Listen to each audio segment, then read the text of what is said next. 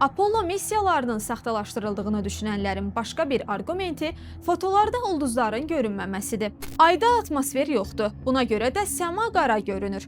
Bəs qara səmada ulduzlar niyə yoxdur? Səbəb kameranın ekspozisiya parametrləridir. Apollo astronavtları şəkilləri günəş tərəfindən güclü şəkildə işıqlandırılan ay səthində çəkirdilər. Bayaq da bildirdiyimiz kimi ağ rəngli skafandrlar və ay modulunun metal səthi də işığı güclü əks etdirirdi. Buna görə kameralar qısa ekspozisiya müddətinə yoğunlaşdırılmışdı. Ulduzlar isə ay səthindən və astronavtların geyimlərindən qat-qat zəif işıq saçır. Kamera parlaq səthi düzgün göstərmək üçün tənzimlənəndə zəif işıqlı ulduzlar fotoda qeydə alınmır.